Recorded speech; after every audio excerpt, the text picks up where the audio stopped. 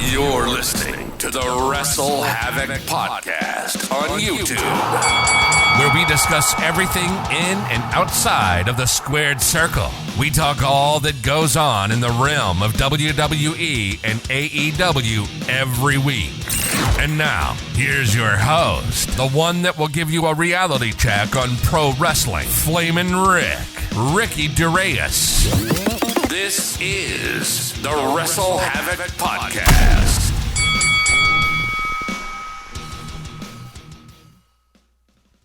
What's up, everybody? It is Flamin' Ricky DeReyes right here on the WrestleHavoc Podcast, here to review Friday Night SmackDown from July 14th, 2023. We got a lot of things to talk about right here on the SmackDown Review. Overall, thoughts on this show. I thought it was a fine show, not the best SmackDown show, but overall, you know, it was not that bad of a show in my opinion. We had Asuka versus Bianca Belair in the main event for the WWE Women's Championship, which ultimately ended in a DQ. Of course, this is all leading towards a triple threat match between Charlotte, Bianca, and Asuka at SummerSlam. And speaking of SummerSlam, we are on the road to SummerSlam with, of course, the rumored main event in which we all know it's going to happen. Roman Reigns versus Jey Uso. It's not officially announced, but we all know it's going to happen. Of course, Jey Uso was on the show tonight with Paul Heyman and SIkoa in a great promo segment.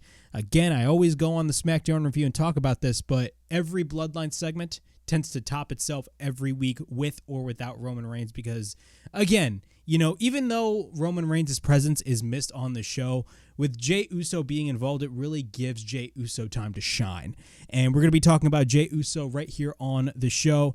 We also had a Fatal 4-Way match, of course, the U.S. title Invitational, as they're calling it. We had AJ Styles, who else? Greyson, Waller, Santos, Escobar, and Butch competing in the match. Of course, we're going to have another U.S. title Invitational, and the winners of both of those Fatal 4-Ways are going to be competing against each other in 2 weeks on SmackDown. So we're going to be talking about that as well.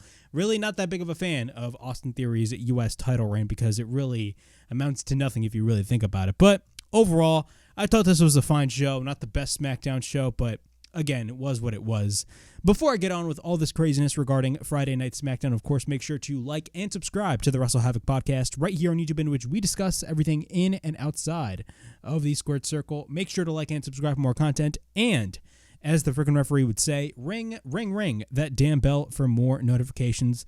Of course, if you guys had missed it, the AEW Dynamite review is up on the channel. Of course, I talk about the fifth man for the Elite in Blood and Guts has been revealed, and it's none other than the Golden Star himself, Kota Ibushi. Of course, Kota Ibushi is going to make his AEW debut next week at Blood and Guts. It's going to be freaking awesome, as well as Pac making his return to AEW, being the fifth man for the Blackpool Combat Club.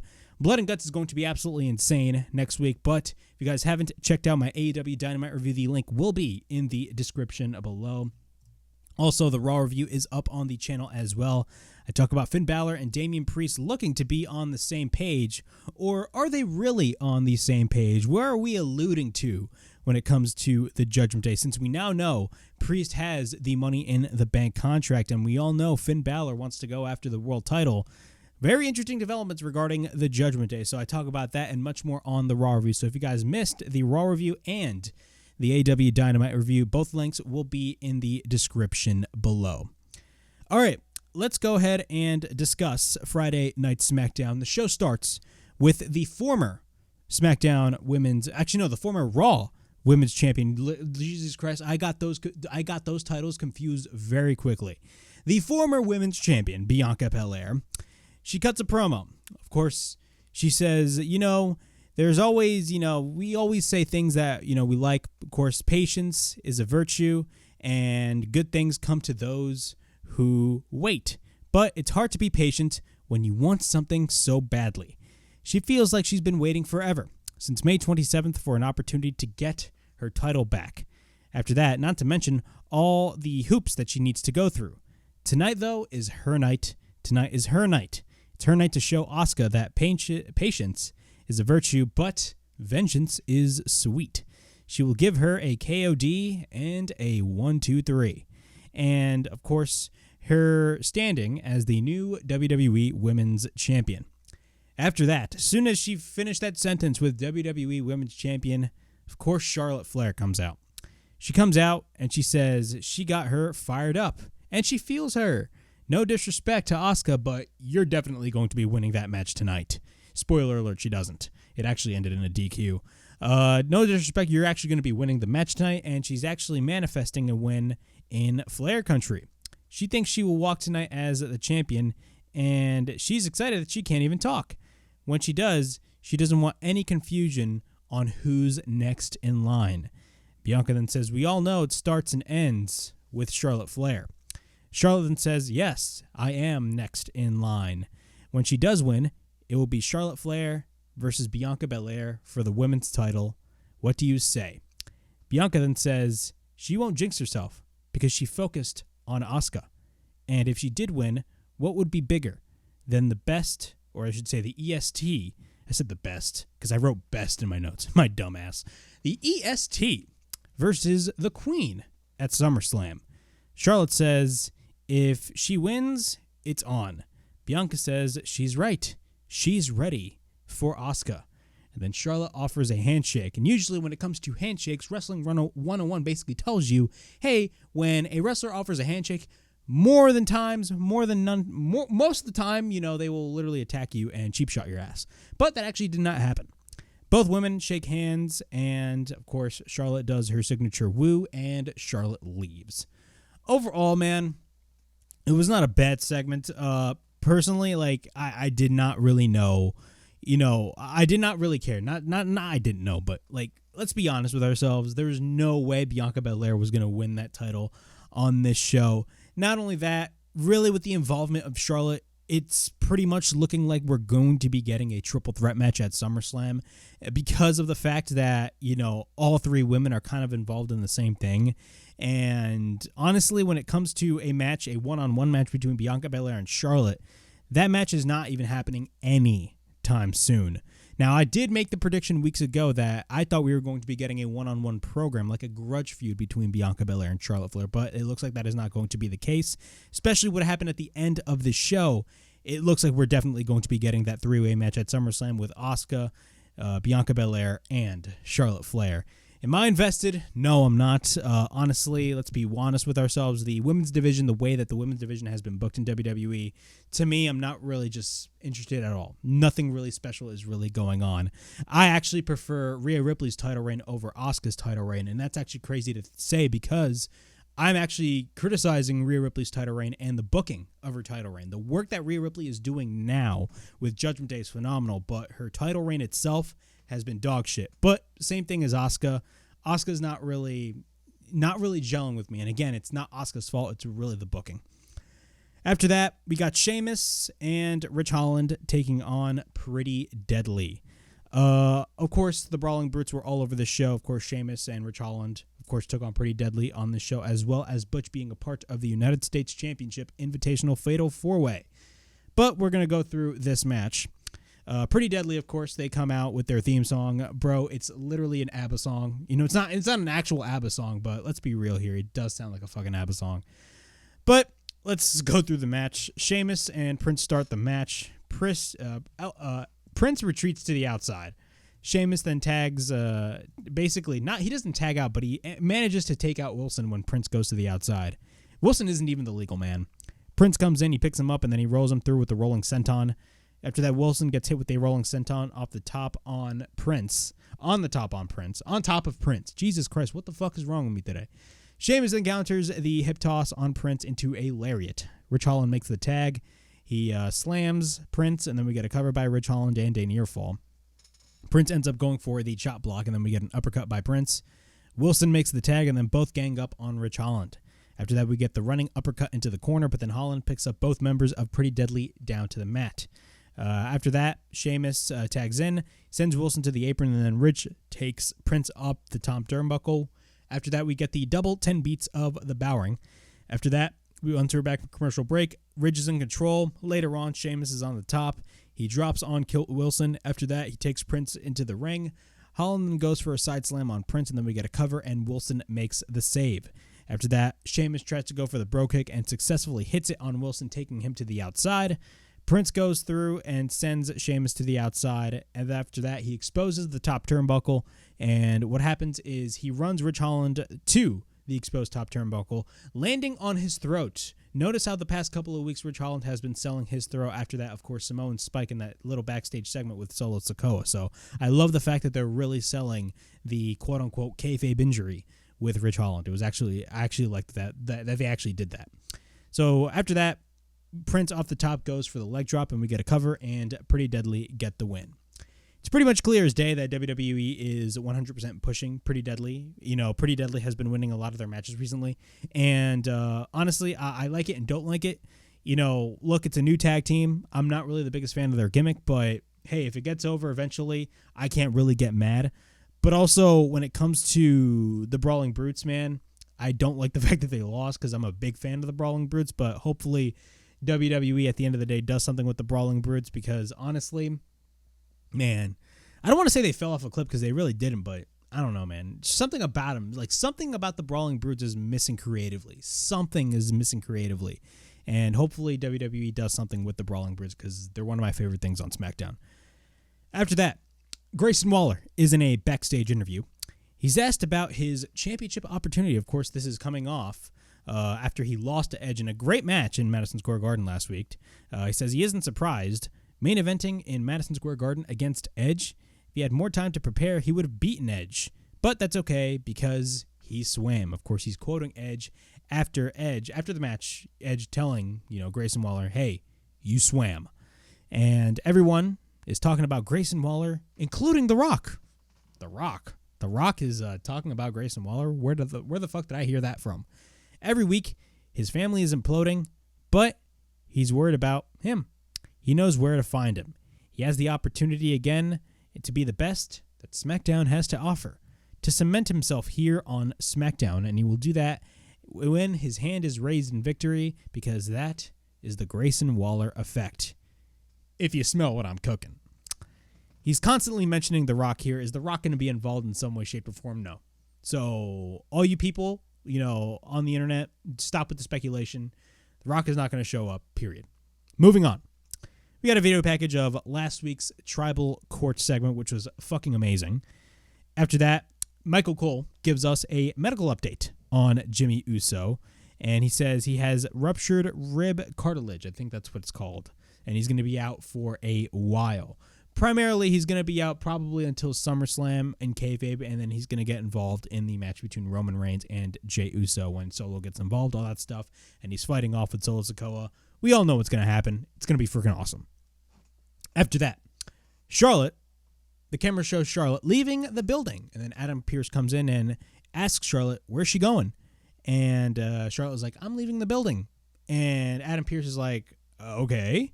And what happens is after Charlotte leaves, Bayley and Io come in and say Charlotte isn't the only one that's feeling good.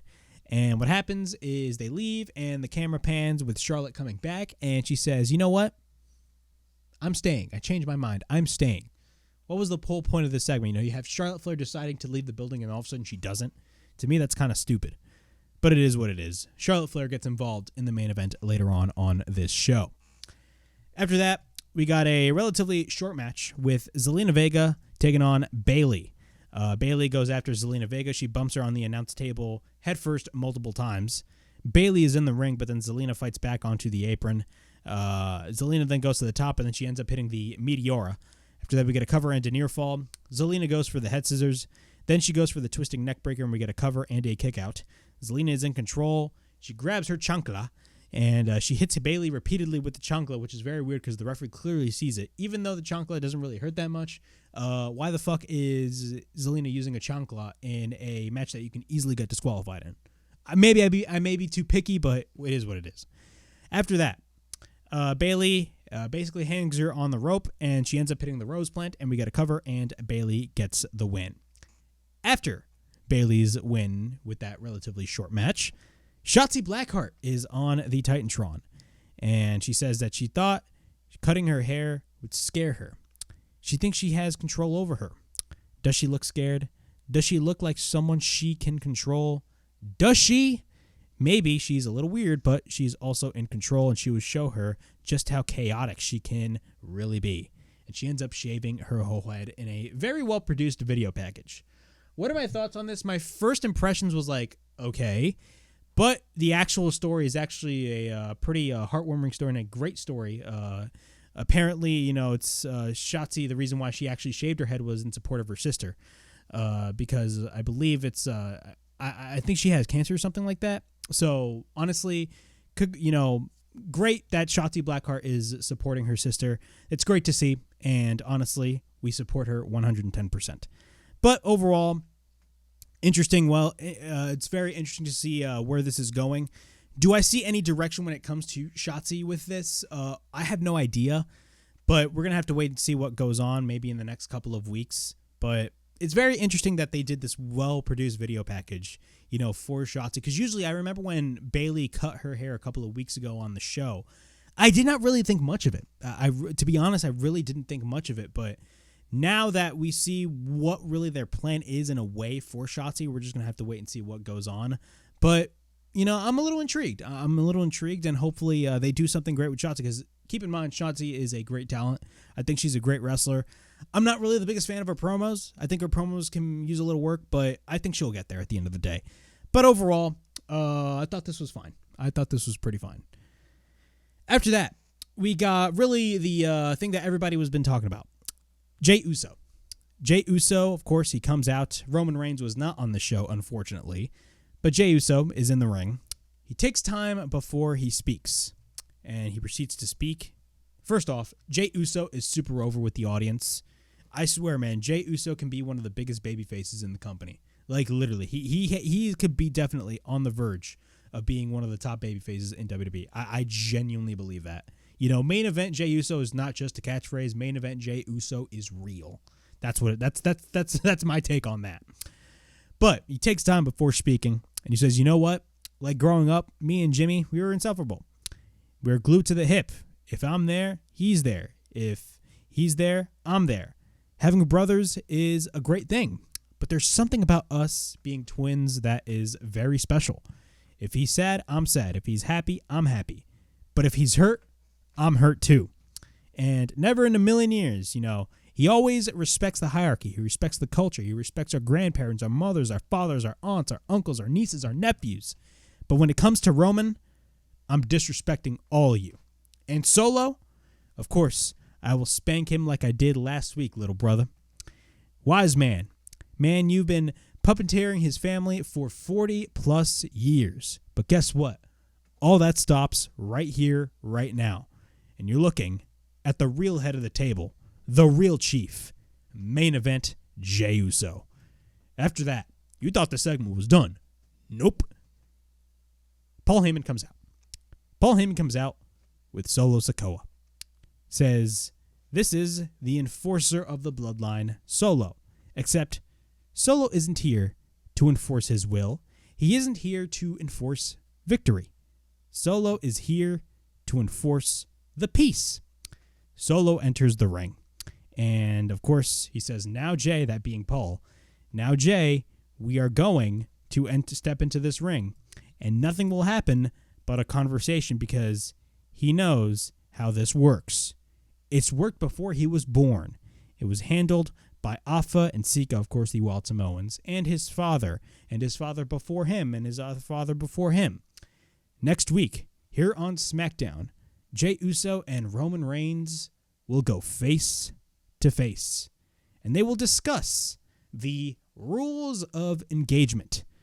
And as far as tonight, they will have a little chat about things.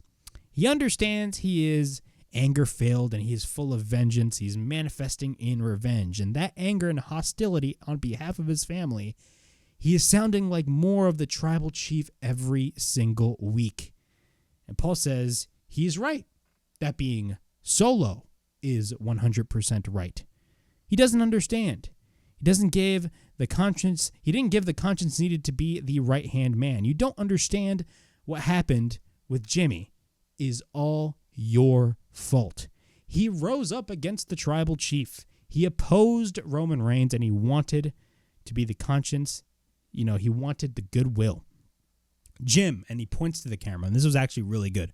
Jimmy, your favorite Juso. Yes, he called himself Juso. So, you know why you're in the hospital right now? He caught that beating because of your own twin brother, Jey Uso. He tells him straight to his face, he doesn't know how he can ever forgive himself. How can Jimmy forgive you for that? How can his father forgive you for that? Newsflash, your father will never forgive you. Your mother will never forgive you. Of course, he will never forgive him. Your tribal chief, Roman Reigns, will never forgive you. And then Solo offers the microphone. He immediately just stops Paul Heyman while he's speaking. And Solo grabs the microphone. And he says, what happened to Jimmy is all on you. But me, I will never forgive him either. And then after that, Jey looks at Solo SIkoa, and he fires the first shot, and the brawl breaks loose. Jimmy, or I should say Jey, Jimmy's not even here, he's in the hospital. Jey super kicks Solo SIkoa. After that, Solo is on the outside. Paulie is in the ring, and it looks like Jey is going to go after Paul Heyman. But what happens, Solo comes back from behind. Solo then stomps at Jey Uso, and he tries to go for the Samoan spike, but he ends up countering. And what happens is Jey goes for repeated right hands. Paul Heyman then comes, but what happens, he ends up running into a super kick by Jey Uso. Jey Uso ends up going for a quick and fast tope suicida on Solo. After that, the chair is in the center of the ring. And Paul Heyman is in the ring with Jey Uso, and Paul is scared shitless. It looks like this man's about to shit his pants. And what happens is Solo comes in, but instead of Solo gaining the advantage on Jey attacks Solo SIkoa with the chair, and both Paulie Dangerously, the wise man himself, and Solo SIkoa, the enforcer of the Bloodline, leave the ring, making Jey Uso standing tall in the center of the ring, really just standing his ground, as the thumbnail states, and wanting to go after blood and wanting to go after Roman Reigns. Overall, man, this segment was freaking awesome. Absolutely freaking awesome. It shows, one thing, and I've talked about this before, but the reason why this Bloodline storyline is so good is, again, and I talked about this weeks ago, it elevates everybody. It doesn't elevate just one person. It elevates everybody. It elevates Roman. I mean, Roman is the leader, for fuck's sakes. But Roman elevates Jey. Roman elevates Solo. Hell, he elevates Paul Heyman. And, of course, he also elevates Jimmy. That is the number one thing that, everybody loves about this storyline. Jey Uso, throughout these past, 2 to 3 years, was probably the best career decision for him. Not only that, look at the position that he is in now. We could be looking at a future main event star. I definitely just see it in my eyes right now. Jey Uso can be a singles wrestler. He really can. Oh, but what happens to Jimmy? I have no idea. But really, Jey he can be a singles guy. He can definitely 100% be a singles guy. Now, as we head towards SummerSlam, because we all know Roman Reigns and Jey Uso are going to be wrestling for the undisputed title at SummerSlam. Who's going to be winning? Roman Reigns, of course, is, going to win over Jey Uso. Jey Uso is going to be fed to Roman Reigns, unfortunately. But it's not like a scenario that, Jey Uso is going to get buried, because no, Jey Uso is going to look strong in the long run. Not only that, I also see a one-on-one feud with Jey Uso and Solo SIkoa. That is an absolutely perfect story to tell as well, because, we're just diving deep into that. Because think about this. A couple of weeks ago, they planted the seeds of Solo SIkoa being the next tribal chief. He is on the verge of possibly becoming the next tribal chief. And honestly, if you think about it, we could be on the verge maybe in a couple of years down the line, not in a couple of years down the line, but maybe in a couple of months down the line of Solo SIkoa really setting the stage for, a full-on babyface run where maybe he could be the guy to dethrone Roman Reigns. I know, it sucks for Cody, but who knows? What if Solo SIkoa is the guy? But right now we're focused on Jey Uso, and next week we are going to be having a face-to-face segment with Roman Reigns and Jey Uso. Of course, building towards their supposed match at SummerSlam, which we all know is going to be happening. But this was great. This was absolutely phenomenal. Jey Uso, definitely a star in the making, and this is going to do nothing but wonders for Jey Uso, and it's only going to elevate him even further. Even if he loses to Roman Reigns, Jey Uso is just going to be elevated even further, and the fans are just going to really gravitate towards Jey Uso in the long run. So overall, this was phenomenal. I loved this segment for what it was. Moving on. After that, we got the Fatal 4-Way United States Championship Invitational. Invitational match. Jesus Christ. We have Butch taking on Santos, Escobar, Grayson Waller, and AJ Styles. Austin Theory, the current United States champion, he comes out, and he's on commentary. When was the last time Austin Theory was on television?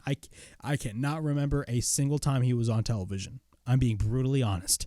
But overall, you guys already know my thoughts on Austin Theory and his United States Championship run. We all know WWE has high hopes for Austin Theory, and trust me, Austin Theory will get there. And I think ever since Triple H took over the creative realm of WWE, he did a lot of great things for Austin Theory.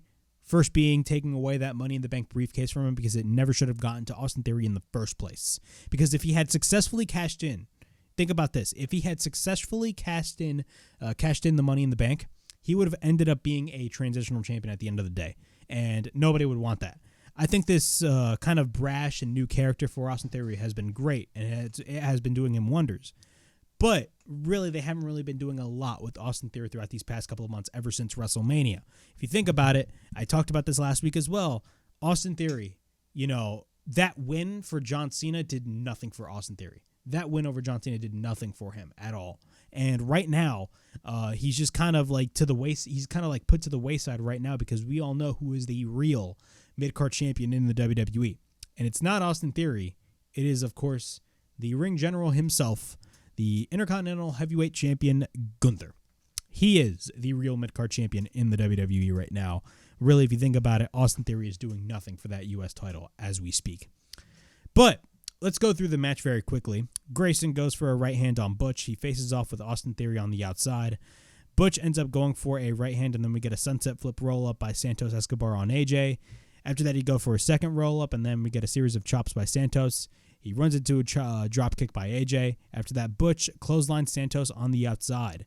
Butch, and AJ fight it out in the ring. Butch misses the enziguri. We get a roll-up by Butch and a near fall.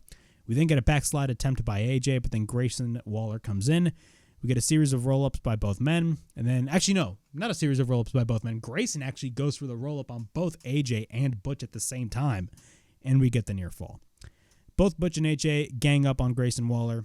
AJ and Butch fight it out. Santos then goes for a crossbody off the top, but then Grayson Waller picks up Santos. Santos escapes, and then he ends up hitting a boot on Grayson Waller. After that, we get an overhand chop by Santos on Grayson into the corner.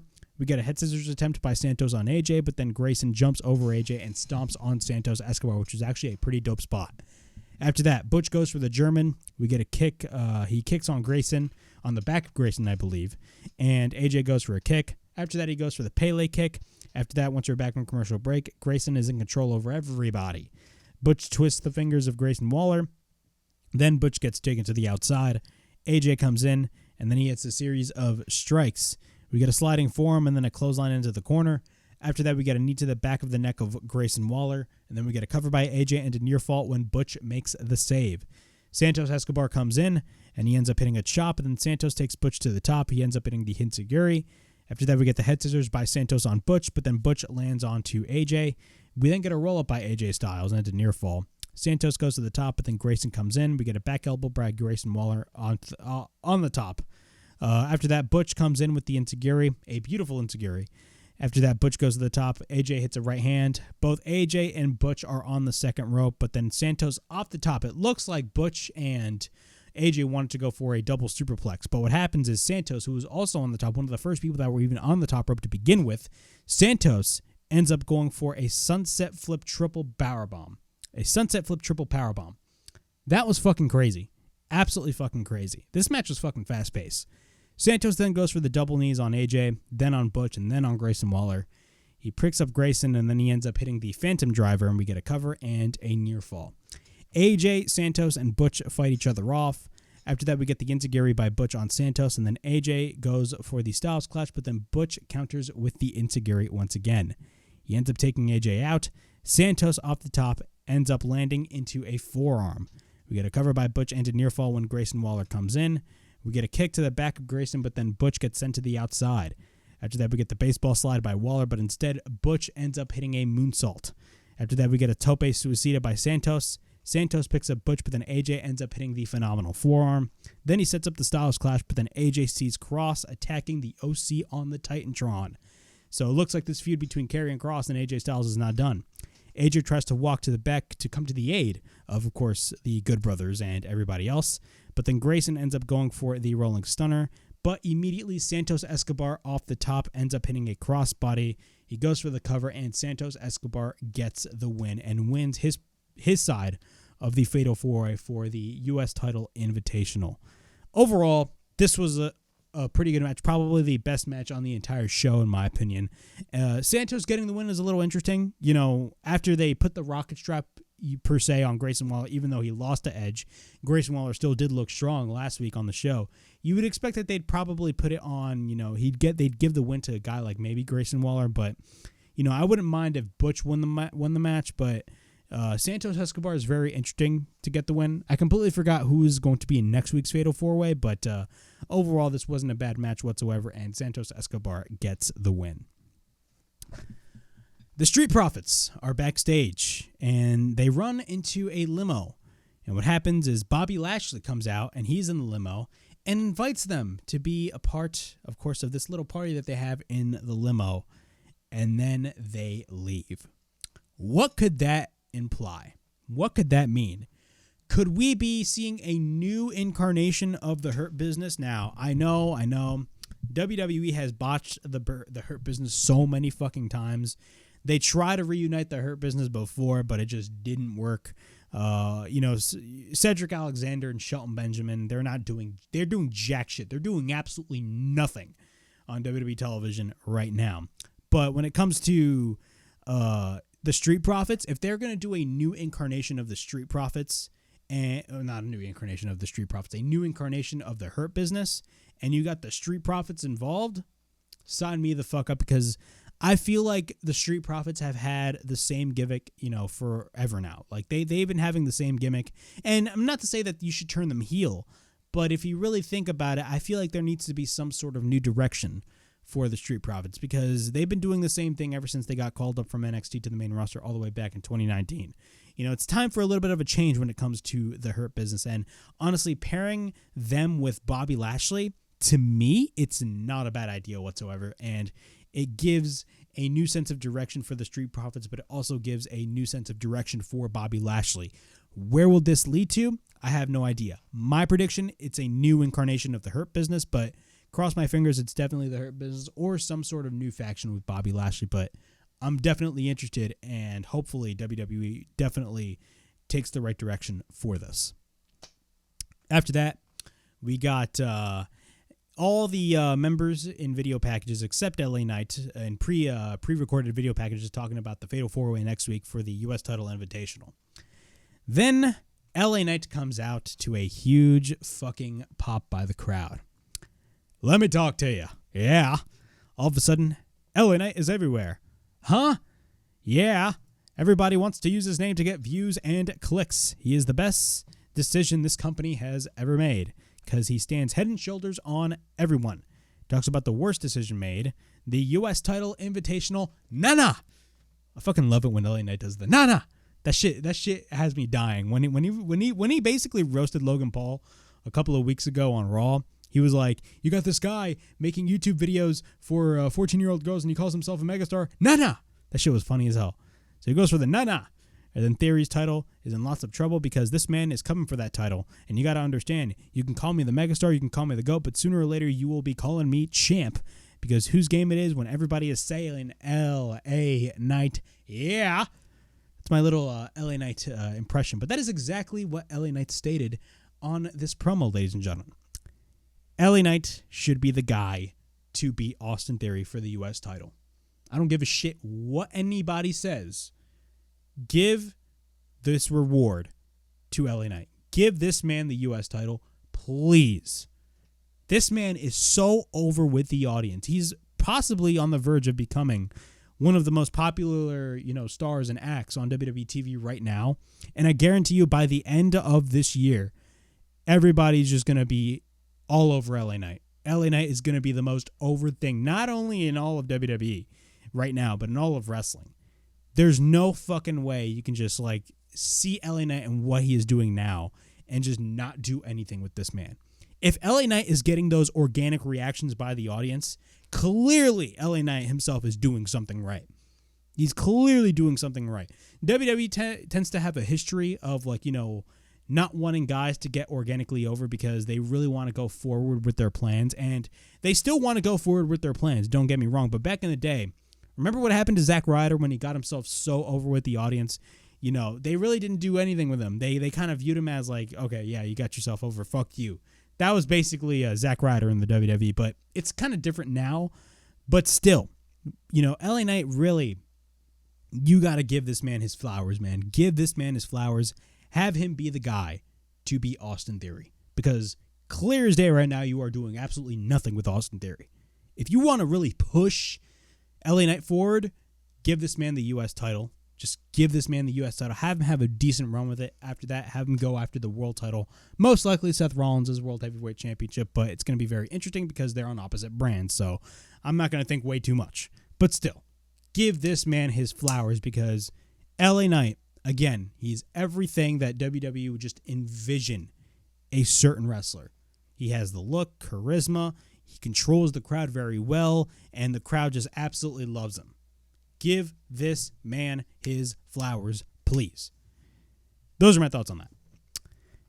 After that, we got our main event. We got Asuka versus Bianca Belair for the WWE Women's Championship.